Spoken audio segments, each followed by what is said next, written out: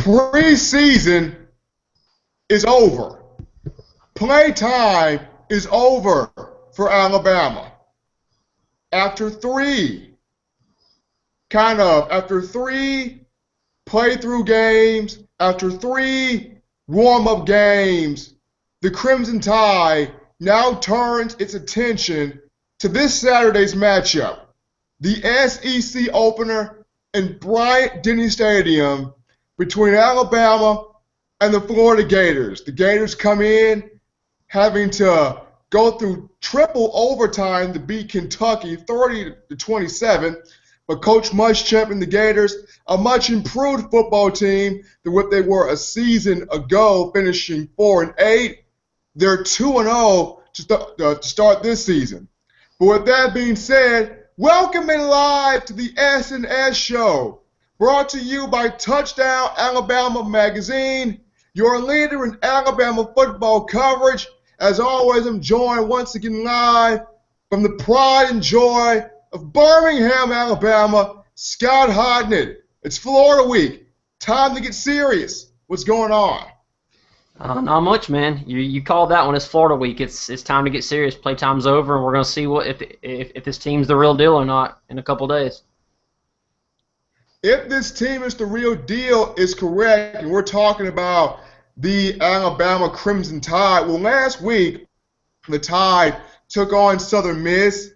Another game that we saw Blake Sims, efficient Blake Sims, using his feet to pick up yards. Blake Sims getting the ball to Amari Cooper. Defensively, the cornerback situation still needs to break down and make tackles. The linebackers a little bit better, but still need to improve on reading gap assignments. I was impressed with Trey DePriest.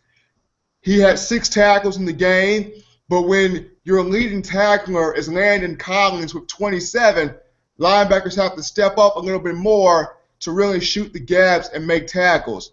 Cornerback play, you saw a couple of times against Southern Miss where Cyrus Jones and others still having a problem with playing the football, still having a problem with putting your eyes on the football, turning back, not just being fast, not just having size, but also playing the football. Coach Saban and defensive coordinator Kirby Smart continuing to try to clean that up a bit and getting the corners to understand it's great to have size, it's great to have speed, it's good to be physical, but there comes that aspect of playing the football that's also very important and very key if you want to win football games, and that's highly important. Defensive line, I felt like it was good against Southern Miss. You saw where they did affect the quarterback. Jonathan Allen had 6 quarterback hurries in that game against Southern Miss. Xavier Dixon had 3, including a sack. Ryan Anderson, had a sack in that game. Anderson and Xavier Dixon both lead the team with 2 sacks. Both of those guys, quiet last year, have really come on strong to start this season. And though Nick Saban and company and the Alabama fan base would love to see more sacks, would love to see more turnovers generated, a job of a defensive lineman is just to affect the quarterback and make him get rid of the ball before he's ready to. And Alabama's defensive line has done that. But if you look at how they did against Southern Miss, kind of recap what Blake Sims did, what Kenyon Drake has done, continuing to find his way into the end zone, how Amari Cooper continues to grow. And basically, from the defensive standpoint, Alabama, how can they continue to make tackles and really take more pressure off of Landon Collins? Yeah, man. Talking about Blake Sims first. I thought he had another good game. He was highly effective, super efficient. He looks very comfortable. Made plays with his feet. He's clearly the #1 guy right now that Saban and the company is going to go with. and he's embracing that role as a leader, and I think he looks good, and I think we're going to see Blake Sims until something really bad happens, I think. I think something really bad is going to have to happen for us to see Saban yank Blake Sims in a game like Florida or Ole Miss coming up. I think he's going to have a couple really bad series in a row, maybe 2 turnovers or something, and get really flustered, and then then you might see Coker. But as of right now, it's Sims' team, and I think he's embracing it. He's been waiting for years to get this job, and he don't want to lose it. So, and right now he's playing great, and his main target is Amari Cooper. Quite obviously, he's a safety valve, and it's the Kiffin style of offense. Give the ball to your best player and let him make plays, and we've seen that in every game, all 3 games this year so far, to get the ball to Amari Cooper and just let him run as far as he'll go and move and make awesome moves, and he's just the best there is in college football, I think, at the wide receiver position this year. And I don't think anything's wrong with getting Cooper the ball. I mean, a lot. I mean, I want to see other guys do some stuff too. We're going to see DeAndre White again probably Saturday, and Christian Jones has stepped up. O.J. Howard needs to get some balls thrown his way. But, I mean, if it's working, Amari it's working. So why not keep giving him the ball? And it's making Blake feel comfortable, kind of easing him into the season. So I don't see anything wrong with that. I definitely think you're going to see other people have to step up to this game, because Vernon Hargreaves is going to be on Amari Cooper like a glove probably. He's the best corner in the country. And like you were talking about our corners getting their heads turned around, I specifically watched that Florida-Kentucky game, watching Vernon Hargreaves and how he played the ball all the time. His head was always turned, running downfield. It was textbook. It's something that our guys don't do. And it's just some of the stuff you can't teach, man. I don't think. He's just the best I think there is in the country, and I think it's going to be a really, really great matchup between him and Amari Cooper on Saturday. But as far as our running backs go, you said Drake. Yeah, Drake had a big game. He had 3 touchdowns. He's had a good year. He didn't have that many yards, but he's had a really good year at the number 3 guy, at the number 3 running back spot. We've kind of saved Derrick Henry the last couple games, it seemed. We haven't really played him very much. We're just saving him for when times get rough, it looks like, and I'm completely fine with that. We let a lot of the young guys play. Tyron Jones had a big game against Southern Miss. Alti Tenpenny was in there. Everybody got to do some stuff. But, I think we're going to see O.J. Howard. We're going to have to unleash him sometime, and I don't think it was necessary to unleash him in the first 3 games.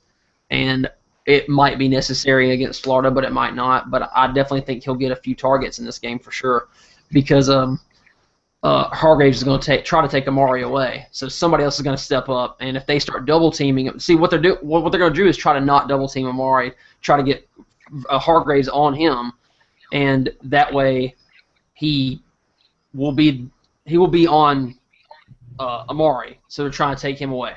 So the way I look at it is that's the offensive stuff. The defensive issues, I believe, are one more thing at the offense. I don't think the offensive line is necessarily run blocking as well as I think they are capable of doing right now, and I think they need to get way more push off the ball. And I think they will. You will start seeing that against Florida. I hope so, because Florida has a really, really good defensive line. It's going to be by far the best they've played so far this year. So I'd like to see them getting more push off the line and open up some more holes for the running game. But I'll quickly touch on the defense right here. Corners are going to have to play a little better, and it just has to happen. And I think linebackers are going to play better. Trader Priest needs to step up a little bit more.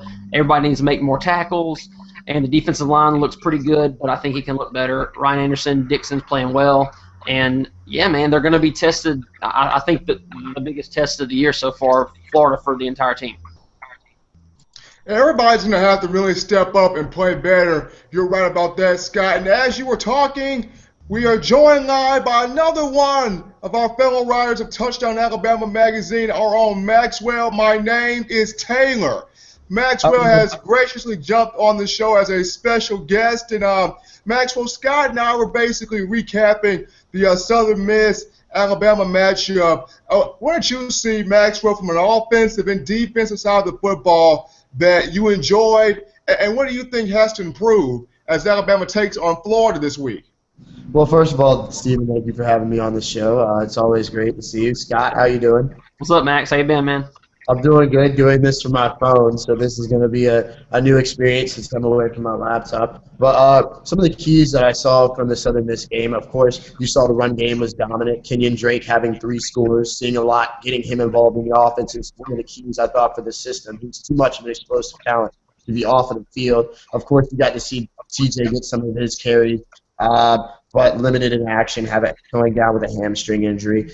Derrick Henry got his carries, but what I really like to see is the depth from running back that we always say that we have on paper, but to finally see it happening. Tyron Jones getting his score, LT Tenpenny showing his yards per carry. It looks like the future is bright here at the capstone for the running back position. I also like seeing Amari Cooper get as many touches as he did. A lot of players and a lot of coaches and maybe some of the media have not really appreciated the fact that how much Amari Cooper is trying to do for this offense. And he doesn't have to carry it by himself, but the fact that he's doing it speaks volumes to his leadership. He is definitely going to be a focal point of our offense this season, and Lane Kiffin getting him the ball early and often is a good sign to me. I like the way that Blake Sims used his decision-making. Of course, he is a game manager, but he does have the ability to play with his feet, and being able to see him exploit the pocket and do something with his legs, as also show off some of his arm strength. That pass to Amari Cooper late in the third quarter, it was a very good back shoulder throw. So I think that it was very good to see the offense. I say see some continuing.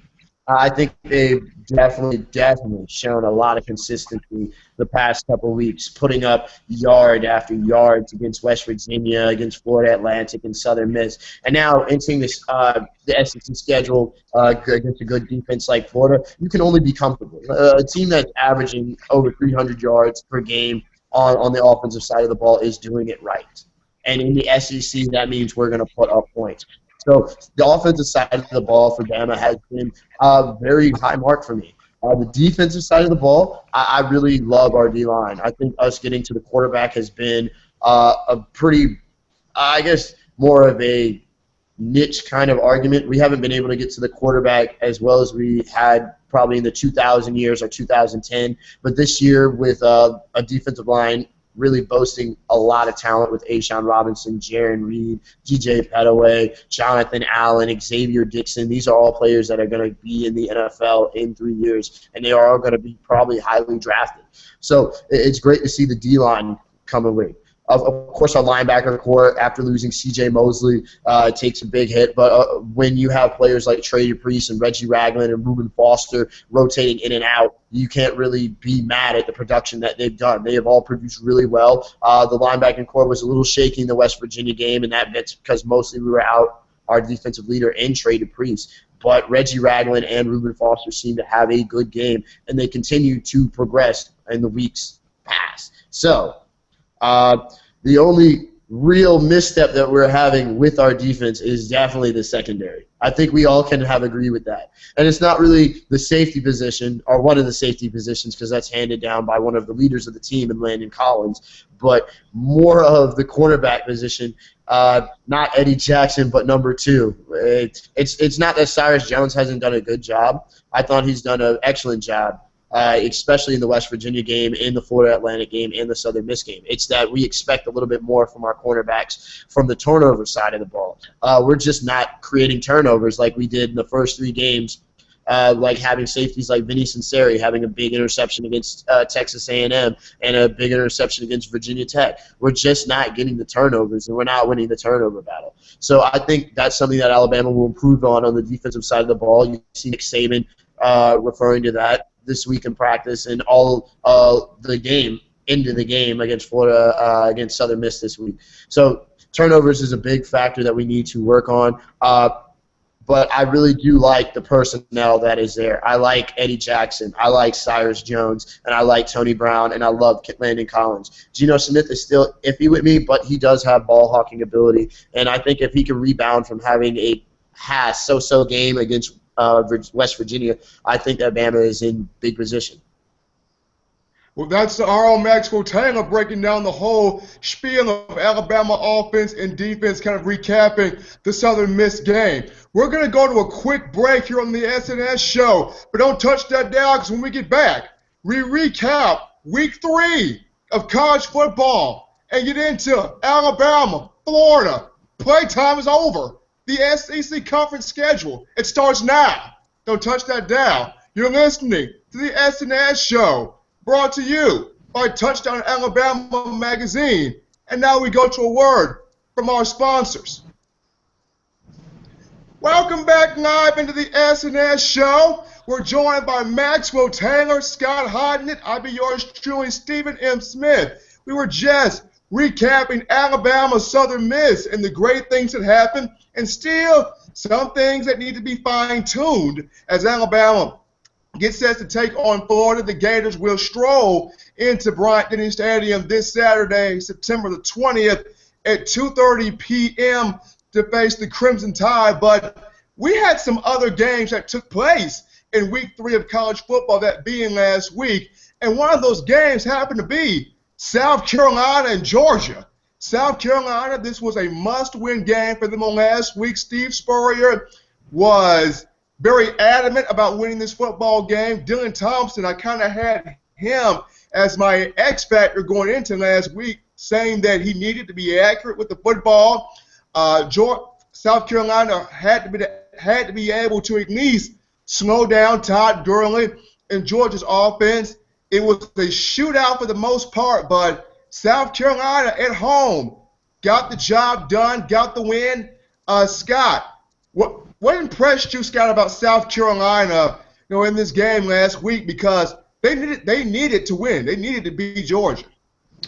Well, yeah, we talked about it last week, Stephen, and I said that that game was going to be a very, very, very close game, and I thought South Carolina could come away with the victory, and they did. When they say football is a game of inches, that's the perfect example of it. What they mean by that, I mean, one of the best field goal kickers in SEC history probably for Georgia, he missed 2 field goals. One was just by a few inches at the end of the game that would have tied it up. And then when South Carolina converted the fourth and a foot, it was by the smallest amount of margins you'll ever see, really. So, I mean, I thought South Carolina did exactly what they needed to do. They, for the most part, took away Todd Gurley. I mean, he still had his yards. They had a questionable holding call that I really didn't see where the hold came from, and that really, really hurt Georgia, I think. But I mean, I think they had a really good offensive game plan in that game. Georgia wasn't that impressive on defense against Clemson, really, to me, either in the first half especially. I just thought South Carolina did what they needed to do. Dylan Thompson had a good game, Mike Davis had a good game, and they just had a great game plan. Steve Spurrier just knows how to beat Georgia, and we've seen Georgia do it many times. They are told they're the greatest, and they just lay an egg, man. I mean, I've seen it happen almost every single year, and South Carolina just has Georgia's number, man. Going over to Maxwell. Maxwell, you too saw the game with South Carolina versus Georgia at William and Bryce Stadium. What did you see from Dylan Thomas from a quarterback standpoint that really stuck out to you? Because like I said, he was kind of erratic against East Carolina in the first half, really started to pull it together in the second half. But against Georgia, you kind of saw a different Dylan Thompson, a Dylan Thompson that was like, I'm ready to be the guy for South Carolina. You saw that he excelled as Connor Shaw's backup, but now it's his team. It's his football team. Steve Spurrier has handed him the scepter. So what did you see from Dylan Thompson against Georgia that really stuck out to you as South Carolina got the win 38-35? It's definitely his decision making. He's definitely had a history of making bad decisions. Of course, Dylan Thompson would come out and have good games when Connor Shaw was absent or was in trouble, or in, as many people say, Steve Spurrier's erratic doghouse. But coming into this season, I thought he's been there for 5 years. He should be able to get the job done. He's always seemed like he could take over for Connor Shaw at any second. Am I right? I mean, the Michigan game looked like it was Dylan Thompson's team next season, but then Connor Shaw goes out and beats him again. So we needed to see Dylan Thompson win a big game. And what bigger of a game could it be to beat Georgia, the team that everybody thought was the #1 team in the nation, and after your team had a devastating loss, an embarrassing loss against Texas A&M at home in the first game of pretty much college football in its prime time speaking, you got destroyed. And I think he rebounded well. He finally seems to be getting in touch with his receivers. He seems to be knowing what his offensive line is doing, because his offensive line before the season was definitely the best on paper in the SEC. So seeing them finally step up for him speaks volumes to his leadership. I think that he's still not as good as we think, or we'll just wait and see on Dylan Thompson.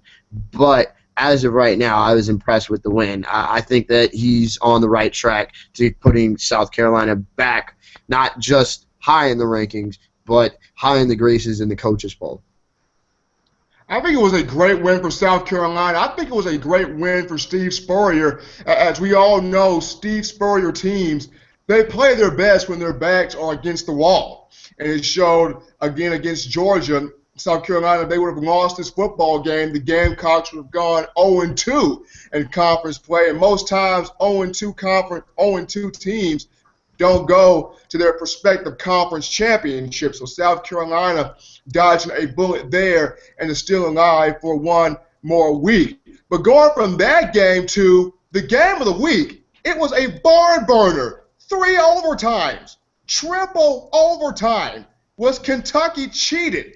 I don't know what the case was, but it was Florida and Kentucky, and this is not your Pops Kentucky anymore. Mark Stoops is recruiting. There's something going on in the Big Blue Nation, because Kentucky, the Kentucky I saw on the field was a fighting Kentucky. The Wildcats lost 30-27, but they took Florida down to the wire. I was very impressed with the way Kentucky played, the physicality that they showed. Yes, DeMarcus Robinson, huge receiver, big-time playmaking ability for Florida. Vernon Hargreaves had a good football game from the defensive side, but that was a very close game between Kentucky and Florida. And I'm going to start with you, Maxwell.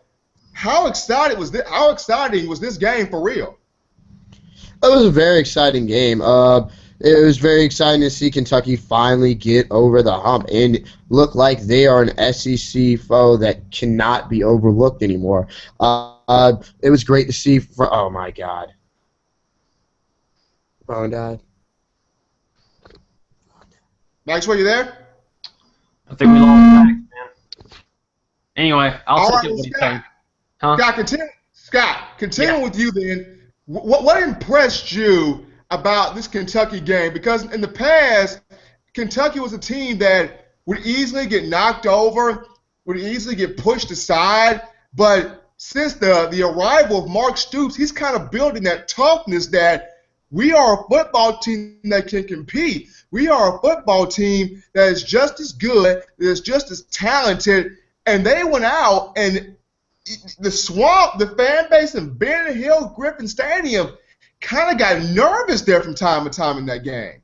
I came away much more impressed with Kentucky than I was Florida after that game. And Kentucky, I mean, they had played pretty well. I mean, they played Tennessee, a bad Tennessee Martin, and a pretty decent MAC team in Ohio, and then they pretty much dominated both those games. And I was just like, this is not your normal Kentucky team. I could tell they were better.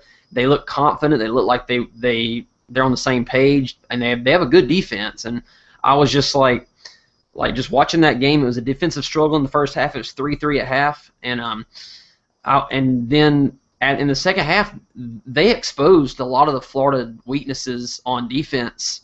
I thought they looked like the better team than Florida did in the second half to me. They had a couple of unfortunate balls bounced the wrong way into Florida's favor, or Kentucky could have won that game, and it was triple overtime. They could have won numerous times. Kentucky just wasn't quite there, but I think Kentucky is on the right track to make some noise in the East this year. The East is just as wide open as the West is, I think, and I think Kentucky can upset a couple teams this year probably. I came away really impressed with that team, and I was hoping they could pull out the upset because I was pulling for the Wildcats in that one, and it was a great game. It was definitely the game of the week. It's probably the best game of the year so far, I would think.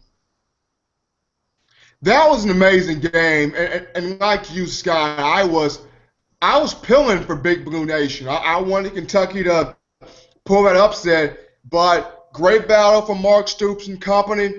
Will Muschamp and the Gators escaped, but now going from what could have been an upset to an actual upset. How about Boston College? The Eagles, they pull it over USC.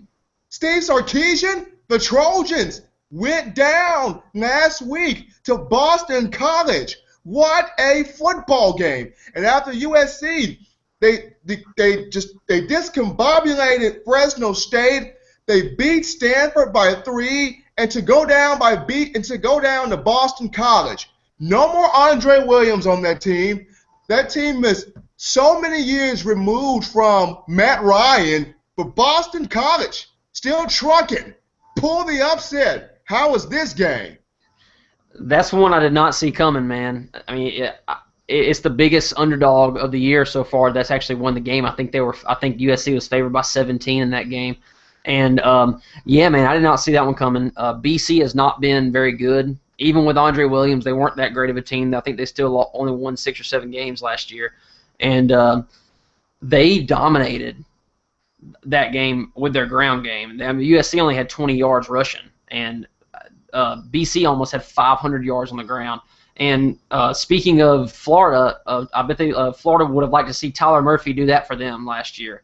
The kid, the transfer from Florida, who is the quarterback at Boston College now, Tyler Murphy, he looked great for BC. I thought it was the gigantic win for Steve Adazio and the Golden Eagles. I just thought it was fantastic. And USC, they just had no answer for that ground game, and that's pretty much all it came down to. You got to hurt for Sarkisian right now. I mean, you got to hurt for Steve Sarkisian right now. I mean, you come off a great win against Fresno State. You beat Stanford, a physical football team, and you go up against BC, and it's like, down. Wow. I mean, the Stanford game took a lot out of them, quite obviously, and then getting on a plane and going cross country all the way to Boston, man, that's a really strange game back to back right there, and they just didn't show up for it, man. They definitely did not show up for it, but Boston College did. Boston College showed up, and Boston College got the win. Steve Adazio and company, they do an amazing job. They do a phenomenal job. They are a tough, competitive bunch that plays football, and they play it to a quality standard and a quality level. Another game that I watched that I kind of predicted this would happen, and that was Virginia Tech, East Carolina. Yep. Virginia Tech, they go against Ohio State. They pull an upset. No one thinks this would happen. No one thought it would happen, but they go against Ohio State in the horseshoe and win. But then they come back home. Virginia Tech comes back home to Blaine Stadium, Blacksburg, Virginia, and Beamer, Bud Foster lose to East Carolina. It's just something about the ECU Pirates that have Virginia Tech's number every single season. ECU got them again. They got them again. Virginia Tech, self-inflicted mistakes. Recap this one, Scott, because I completely don't understand this one. You go from an upset loss in the horseshoe. No one beats Urban Meyer in the horseshoe. No one beats Ohio State and Columbus. Nobody. But you win, and then you come back home to Blaine Stadium, and you lose to Eastern Carolina. Scott Hodnett, explain this. Well, pretty much the easiest way to explain it is a classic letdown game against a quality opponent that you underestimate. East Carolina is a good football team with a very good offense, and they showed that in the first quarter of the game against Virginia Tech and then have to score one late to hold on and win the game. But I mean, that game could have been a lot worse than a one touchdown victory by the Pirates. But I mean, we've seen Virginia Tech do this year in and year out. Beamer always usually seems to have a good quality team and then just blows a couple games he shouldn't blow, and he just does it. And you're right, East Carolina does have their number, man. They've played them tough for over a decade now, it seems, because they play quite a bit, and they've upset them before when they were even more highly ranked than they were. And I mean, it was a pretty embarrassing game by Virginia Tech. I mean, they were down big the whole game pretty much, and then they clawed their way back and they kept coming back, and I was like, is Virginia Tech going to come away with this one? And ECU scored late to win the game. I mean, East Carolina deserved that victory, every bit of it, man. I mean, East Carolina's. I mean, they've had a tough schedule to start the season off. They played North Carolina Saturday. That's a tough schedule, like at the beginning, and they could be 3-1. I mean, I think East Carolina's a quality football team. They play like it. They played like it against South Carolina, and they played like it last week against Virginia Tech. Well, hopefully we can get Maxwell back on the show, but if not, we will continue to forge on, Scott Hodnett and myself. But for now, we're going to go to another quick break here on the S&S show, but don't touch that dial, because when we get back, Chop Nation, Alabama, Florida, the Crimson Tide, the SEC opener, the preview, Bryant-Denny Stadium, all that and more coming up on the S&S show, brought to you by Touchdown Alabama Magazine. And now, another word from our sponsors. We're back. Welcome back to the S&S show. Just recapping, well, after recapping, a little bit of Alabama Southern Miss and going over some of the highlights, upset specials from Week 3 in college football. It's Week 4. And for Alabama, this is where the season starts. This is where the quest for an SEC crown and the quest for a 16th national title, starts right here against Florida this Saturday, 2:30 at Bryant-Denny Stadium. So many questions come into consideration. Is this the week O.J. Howard is let out of a chamber? Is this the week we see more receivers getting involved in the offense and take more pressure off Amari Cooper? Is this the week Alabama really unleashes its run game? Is this the week we see Sims take it all the way, a whole game? Or do we see more of the Coker-Sims mixture? Also, is this the week Alabama's defensive backs finally play the football? Is this the week we get a consistent pass rush and forced turnovers? A lot of scenarios, a lot of questions. But the first question, it starts off right here. Scott Hodnett, 5 things. What are 5 things that are going to be critical in this football game? There's a lot more than 5 things, I think, but I'll name the 5 things. Number 1 is Florida's main offensive weapon right now is wide receiver Demarcus Robinson, and I think it's going to be critical to contain him because he's becoming a superstar really quick. And Alabama's had some difficulty this year and last year kind of containing that number 1 target for the offenses. Kevin White did it this year for West Virginia. Even Triplett for Southern Miss had a pretty decent game the other day. He was wide open a few times, just made some big plays. And I mean, you got to give credit. These guys have come down with the ball. I think it's critical that Demarcus Robinson is contained in this game. That first of all, I think that's number 1 for the defensive standpoint for Alabama. I think you contain him and you contain the running backs for Florida, who they're good. Kelvin Taylor and Matt Jones, they're 2 good running backs. Jeff Driscoll he still is not the Jeff Driscoll everybody thought he was going to be, but he's more than capable of having an explosive game, I think, and he has some weapons around him. I think it's critical to contain that offense that we've seen be really explosive against a really bad Eastern Michigan team. And we've seen it be a little bit less than explosive against a Kentucky team at home. So you really don't know what to expect. You don't know how good that offense really is. I think they can be pretty good, though. But I think it's critical that Alabama gets some pass rush at number 2. I think we've got to get some pass rush. We've got to fluster Driscoll. He's known to make some mistakes. Like you said, when turnover battle, we got to force some turnovers. Get some sacks, maybe make them fumble, force them to make some bad throws and let our defense get some picks or something. We've got to get a couple turnovers, I think, in this game. I think that's pretty critical. I think another critical thing is I touched on it earlier, is our offensive line. This is going to be by far the biggest test that they play this year. This defensive front is no joke. Dante Fowler is he's a first-round draft pick for sure this year. Dante Fowler is one of the best defensive linemen in the country, I think, at best defensive ends in the country, and he is extremely explosive.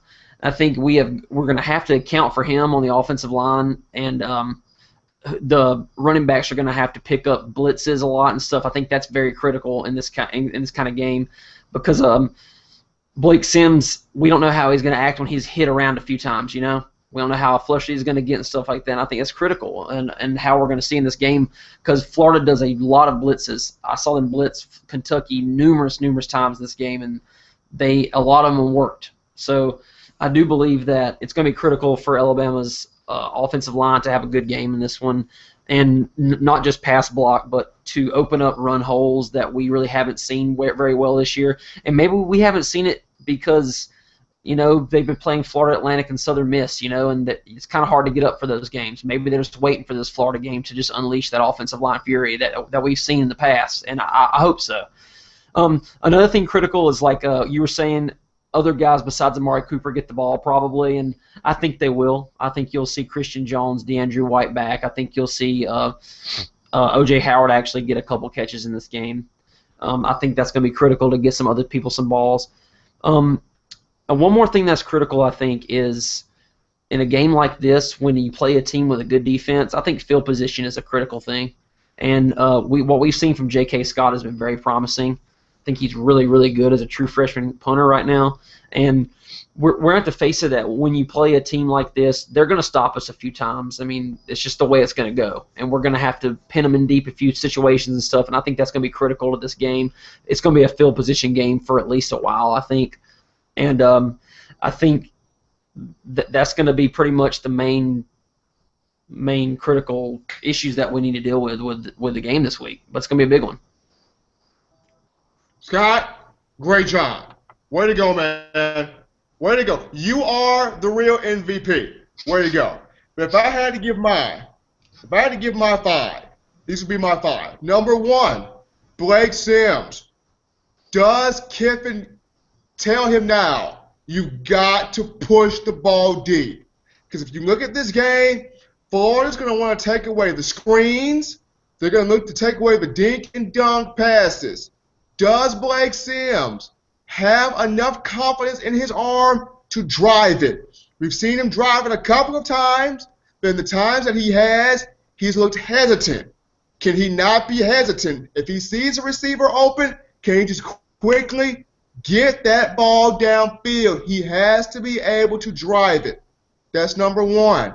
Number 2, it goes to the offensive line. As you mentioned, Cam Robinson, Ari Kwanjo, Ryan Kelly, Austin Shepard, and company impose their will. They have to block at the point of attack, lock up, and shield. When you're playing against an SEC defense like Florida, you cannot be napping. You can't be asleep at the controls. You have to know your assignment. Alabama's offensive line has to know their assignment. So that's number 2. Number 3, you said pass rush. Number 3, I'm going to say tackling in space. Linebackers and safeties, cornerbacks, secondary. They got away with it against West Virginia. They got away with it against Florida Atlantic. They got away with it against Southern Miss. Those 3 teams are not Florida.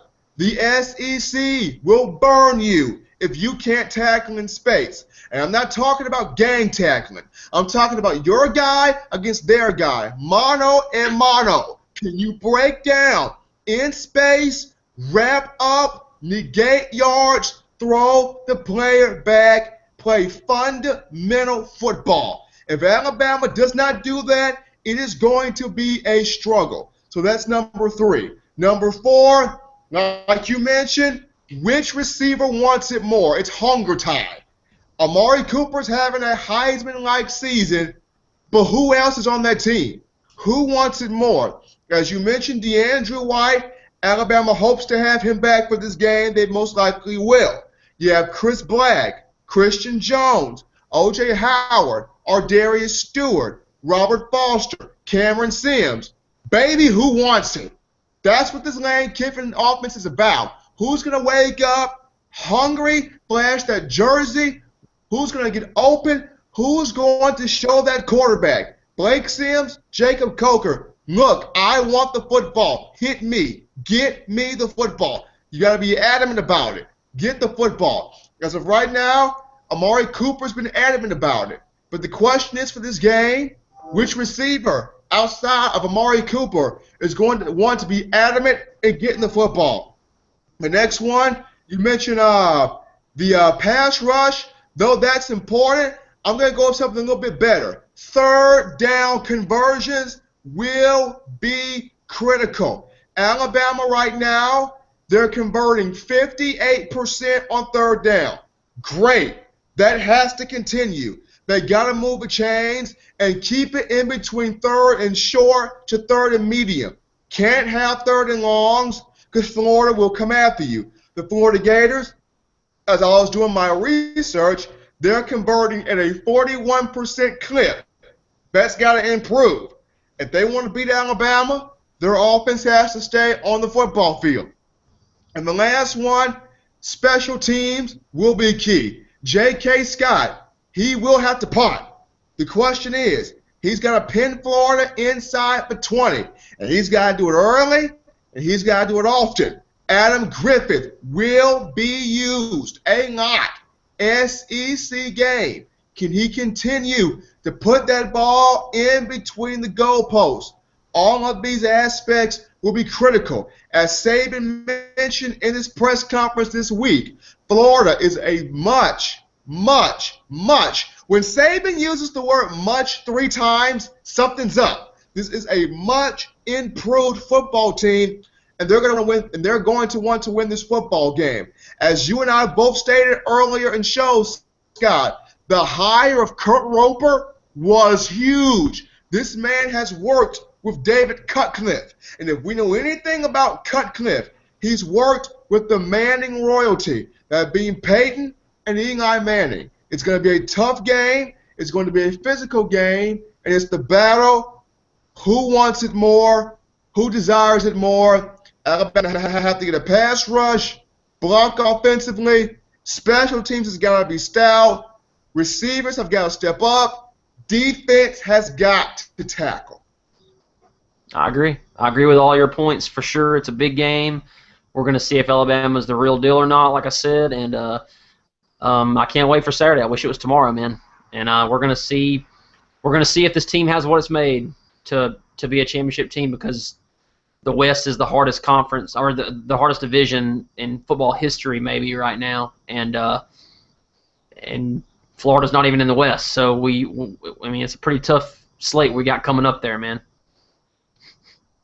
It's a tough slate, but the one thing I want to ask, Scott, if you had to give an X factor, if you had to give one X factor from Alabama and one X factor from Florida, who are both of these X factors in this football game? I think there's no doubt about Blake Sims is the X factor for Alabama. I think it's going to be the biggest test he's ever had, the biggest stage he's ever played in front of so far in his career, his starting career. I mean, this is bigger than West Virginia. This is Florida under the lights at home. Well, not under the lights. It's a day game, but it'll be under the lights by the end of it probably. And it's going to be. I mean, we're going to see. I mean, this is what he's wanted for 4 years, and we're going to see how capable he is of leading our team to victory, man. And I think he's definitely the X factor when it comes to come to this game, because if he has a big game, I think Alabama can win this game quite easily. But if he has a bad game, then anything's going to be possible, and Alabama could easily lose. So I think that makes him the X factor for sure for Alabama.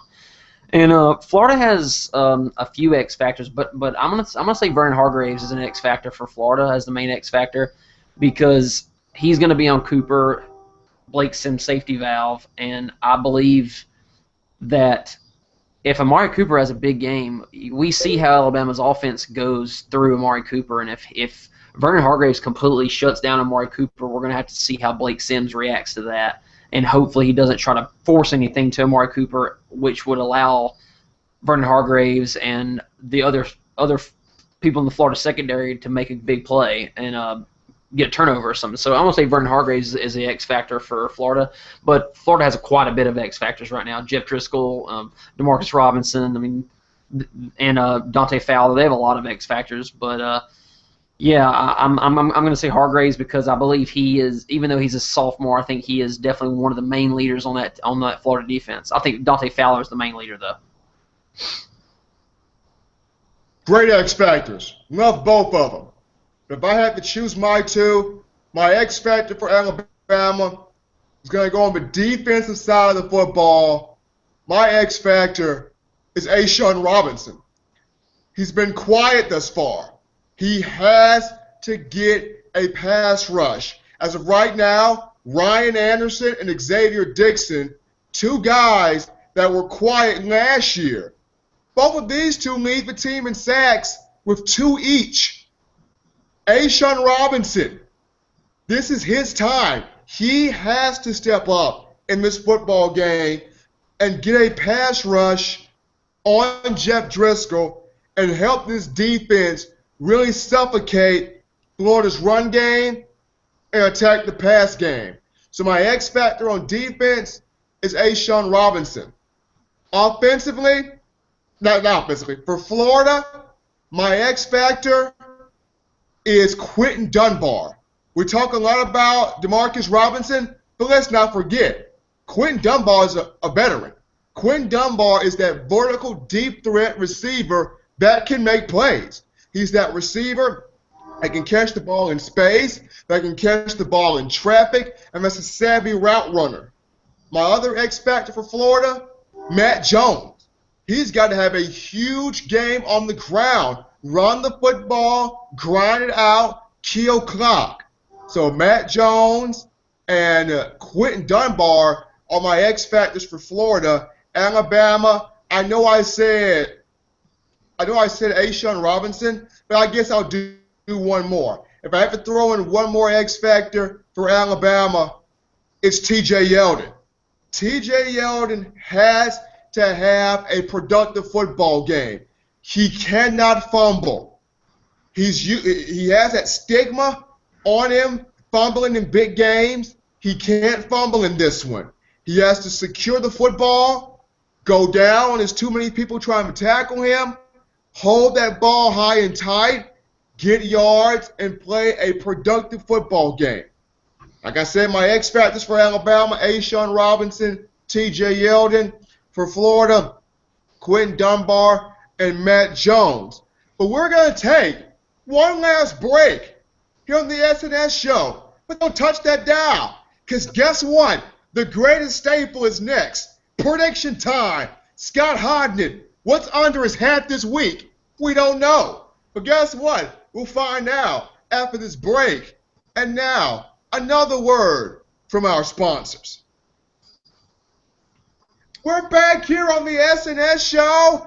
It's prediction time. Get your popcorn, drinks, paper, whatever you got ready. Scott Hodnett, what is under his hat? I know a brain is under there, but is it a brain of picking upsets? We'll see. As he has the predictions lined up, I'm pretty sure everybody, as always, is over the 500 mark. I can only speak for myself at this point. And at this point, I'm at 73%, so C average. I'll take that. I graduate. I'll pass. But going over to Scott Hodnett. Scott, the top 20. Line them on down.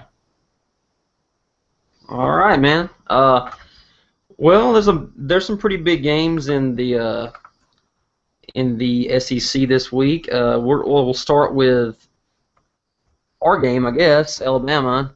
We talked about it. We've already kind of previewed it a little bit, and I think it's going to be, I mean, Alabama's a 14.5-point favorite. I think it's going to be a little closer than that probably. I think it's going to be an Alabama victory, but I think it's going to be more of a defensive struggle in the first half, kind of, and I think Alabama pulls away at the end because they're more talented and they're deeper and everything. But I look for Florida to hang around in this game. I think they're very, very talented defensively, and I think they're going to give Blake Sims and company a little bit of a headache, especially in the first half. I got Alabama 27, Florida 17 in this game, and so I look for Florida to cover just barely. But I think it's going to be a really good game actually, and I don't think Florida's quite as good as people think they are, but I don't think they're as bad as they looked against Kentucky at times. I think it's going to be a pretty good game. But I like Alabama by double digits still. And we got a big game tomorrow in the SEC. Auburn travels to Kansas State, and we haven't really touched on that one at all yet. I'm going to call this upset alert. You're calling it? Upset alert. You're going to Manhattan. There's something magical about Manhattan, and you cannot sleep on the Fighting Bill Snyder. Bill Snyder has built a good program. I'm calling upset. K-State by 10. Wow, you're calling upset by double digits. Wow, Steven, you talk about me being the upset crazy guy. That is the upset of the year right there, man. I don't see it, man. I've tried to dissect it and see it and hope that it happens, man, but I just can't see it. I like Auburn big, man. I like Auburn by 18 in this game. I like it 38-20 Auburn. I think they go away. Does anybody have faith in Bill Snyder, or is it just me? No, I love Bill Snyder. I think he's one of the most underrated coaches in college football history, probably. And what he does with the talent that he gets at Kansas State is pretty remarkable. And I've always liked Kansas State, and I know Manhattan's a tough place to play. I just think Auburn's really, really good, and I think Auburn's going to be ready for this game. They haven't really played anything the last couple of weeks. They've been ready for this game. They were off last week, even a little bit extra time to prepare for it. I really just think that Auburn's going to roll in this game, especially in the second half. I think Kansas State makes it a game for a quarter, maybe a quarter and a half, but I think Auburn ends up making it by around at least a 7-point lead by halftime and kind of rolls away. I have Auburn 38, Kansas State 20, and I think it could be even worse than that. But who knows, man? You're going to upset on that one, and let's hope it happens, man. But going down the list in the SEC, we got another big game in the West, LSU and Mississippi State. The Bulldogs travel to Death Valley, and they've been kind of a quiet team, but they've looked really, really good since the fourth quarter of the Wisconsin game started. They've been pretty unstoppable, really, and I like LSU. Yeah. They look really good, man, and they look a lot better than I thought they were going to look at this time, and because they're really young, but they look really good, and I think it's going to be a pretty tough game for them against Mississippi State, a veteran team who's good on offense and defense. I still like LSU to win this game 30-21. I think it's going to be pretty decently close. I think LSU's going to win it because it's at home. If it was in Starkville, I may pick a different game, or I may pick a different victory. But I think Death Valley is going to get them the win in this one. We got South Carolina is playing at Vanderbilt. I mean, who looks as bad as Vanderbilt? They got lucky to beat Massachusetts. They almost started 0-3. I like South Carolina. It's going to be a little sluggish coming off a big victory against Georgia. I look for them to be a little sluggish in at least the first half, but they're just so much better than Vanderbilt. I think they win going away pretty much. I have South Carolina 37 to Vanderbilt 12. I don't think it'll be quite as big of a blowout as some people think, but South Carolina wins easily. We have Texas A&M over Southern Methodist. That's going to be a blowout. I got A&M 52, Southern Methodist 17. We got Georgia plays Troy. Somebody has to get the wrath of Georgia this week, and it has to be Troy. Poor guys, because Georgia's going to be pretty angry after that. Oh, the poor Trojans. Oh. They're going to be in a bad mood after that one last week, so Georgia's going to roll all over Troy this week. Troy's looked very bad this year, too, so I like Georgia 49, Troy 7. That's being kind of generous, too. It could be worse than that. Got Missouri and Indiana, which is kind of a strange non-conference game. Missouri's looked quietly good too this year, and I like Missouri to win 35-18 in this game. I think Missouri's a pretty good football team. They have a big test next week when they play South Carolina. You got Arkansas, Northern Illinois. I haven't talked about Arkansas yet, but that was a big win against Texas Tech. They looked really good on the ground, especially. I like for them to beat a pretty good Northern Illinois team. I like them 41-24. And those are the SEC games for the week, and we'll go down the line a little bit for the a couple of the other non-conference games. We haven't talked anything about the Jameis Winston issue today, and I know we don't have much time to talk about it. But he's suspended for the first half of the Clemson game this weekend, and I don't know if it's going to matter very much because I don't think Clemson's very good personally. But for the first half, it matters if Clemson leads after the first half. If Clemson is either leading or the game's at least close, because you got to understand, Jameis Winston has never came on the field cold. He's always been warmed up. That's or true. He's always been in the rotation. So we've never seen him. We've seen him play from behind against Auburn in the national title game. But even in that game, he was warm. He was loose. He was on the field. We've never seen him come out cold. So that'll be an interesting game, especially if Clemson can jump out to either an early lead or at least keep the game close. But it's Clemson. They're still struggling to find their identity on offense, so it's going to be a difficult task. Yes, see, I believe so too. I still like Florida State to win 44-20. I think Florida State's going to stomp them still, personally, and I don't think Florida State's anywhere near as good as they were last year yet. They could end up being that good, but especially on the defensive side of the ball, they have a lot of question marks that they need to get filled, which could set in Clemson's favor. If Clemson can get up by about 20 points in the first half, then they can win the game. But like you said, if it's not at least close in the first half, then I think Florida State wins easily still, even with the slap on the wrist that Jameis is getting for the game. I mean, we could talk about Jameis Winston. We could have a whole show talking about that. But I mean, all I have to say is I think Florida State's handled a lot of the situations with Jameis Winston pretty horribly, including this one personally. I think he should have been at least suspended for the whole game if they're going to suspend him at all. But that's for another time. But we're doing picks right now, which is more fun than talking about that. But I think the number one upset alert of the week. You think it's Kansas State Auburn? I think it's Oklahoma at West Virginia. This game has trap game. Oh, I'm not going so far to pick West Virginia, but I think they could very well win this game. We've seen West Virginia up close and personal. We know the threat that they pose offensively to teams. I mean, they ran 108 offensive plays last week against Maryland. If they can get on a roll and get in a shootout with Oklahoma, anything's possible. We see that. And after seeing that, I mean, only giving up one offensive touchdown to that team it makes me feel a lot better about the Alabama's defense, actually, because I think that West Virginia offense is extremely good. So you have Oklahoma going into Morgantown. That's a very tough place to play, and a lot of things can happen bad for teams that go there. And Dana Holgorsen needs this win. I'm still picking Oklahoma, but I think it's going to be a lot closer than people think it might be. I like Oklahoma 35, West Virginia 31. I think it's going to be a shootout game, and I think it's going to be a really fun one to watch. We'll go down the line a little bit more here. We got Miami at Nebraska. That's a strange game. Both teams haven't been great this year. Both teams haven't been terrible either, so it's really kind of a strange game. I like Nebraska winning very, very, very slim margin. I like them 21-17. Virginia coming off a big win against Louisville, travels to BYU. BYU is a good football team. I think BYU can go undefeated this year. The schedule sets up really nice for them if they can get past a pretty pesky Virginia team. I think Virginia traveling cross country to go to Provo. I think BYU is going to get them with the ground game. I think it could be a pretty entertaining game though. I like BYU 31, Virginia 27 in that game.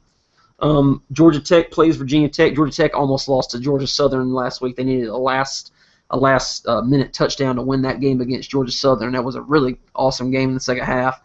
I like Georgia Tech to go to Virginia Tech and make some noise, but I think Virginia Tech bounces back. Virginia Tech has a good defense, especially against that run. I mean, they've seen Paul Johnson's offense every year for a few years now, so I mean, I think Virginia Tech's going to be prepared, and they want to kind of get the bad taste out of their mouth from that game last week. It's against a much different kind of offense than East Carolina was. So I like Virginia Tech to win that game at home, 24-14.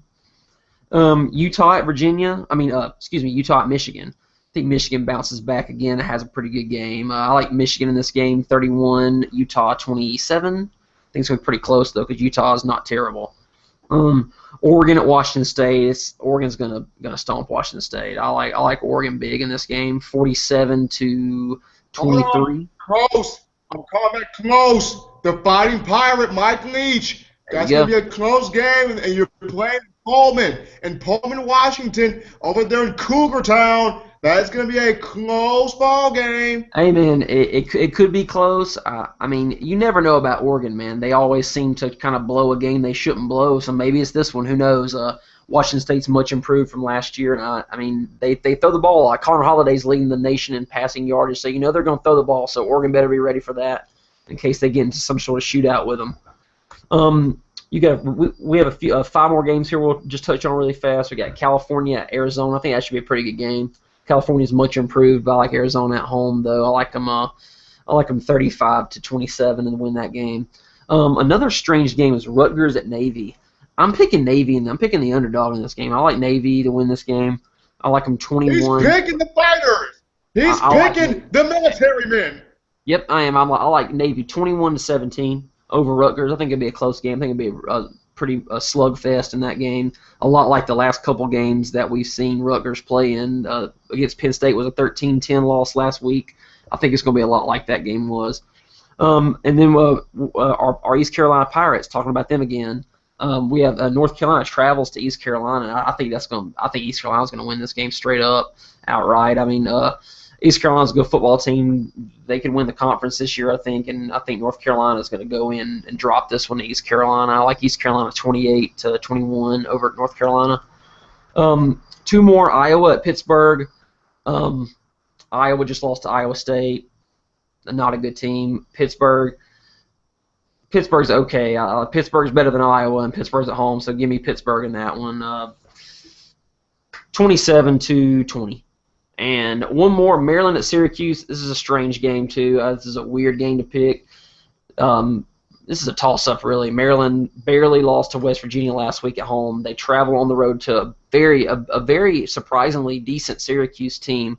I have Maryland in this game, but very, very close. I like 21-20. I think it's going to be extremely close. I like it's pretty much just a toss of the coin with this one, but I'm going to go with the Terrapins to bounce back. And that's the 20 games that we're picking this week, man. Some pretty good ones. Some excellent ones. As always, our own Scott Hodnett with his picks of the week, not wearing the upset hat this week. Apparently that hat is on my head. Yep, in my picking of Kansas State over Auburn. But who knows? It's college football. Anything can happen. That's why we love and enjoy the football game. If you've just stumbled upon us for the first time, we are the S&S Show, brought to you by Touchdown Alabama Magazine. We not only touch Alabama football, but we also discuss, break down the SEC as a whole, and also touch on some national games that are going on in the week. We would love for you to come on Google Hangouts and interact with us. We'd love to take your questions and really interact with us and get your opinion on things as the viewers and fans. But if not, podcast is the next best thing. We put out a podcast of the S&S Show on touchdownalabama.net, also on Facebook and Twitter every Thursday. It doesn't matter if you're at work, if you're in the shower, if you're taking that jog down the street, if you are picking up a smoothie, or if you're going by Papa John's to holler at Scott and get your pizza, pick up your pizza. You can always listen to the S&S Show live on podcast. You can also listen to it on iTunes, as the S&S Show has been sponsored by Bama Sports Radio. Bama Sports Radio has the up-to-date commentary on all your Crimson Tide needs, whether it's football, basketball, baseball, softball, what have you. You can take Bama Sports Radio on the go, listening wherever you are, making sure that you are getting your Bama fix. So Bama Sports Radio, as I'm always saying, and I'm going to get the app. I know I'm lazy, and I haven't got it yet. Look, people, I'm a simple-minded person. I'm going to get the app soon. It will just take me some time. But that has been all the time we have here on the day on the S&S Show, brought to you by Touchdown Alabama Magazine, your leader in football coverage. Preseason's over.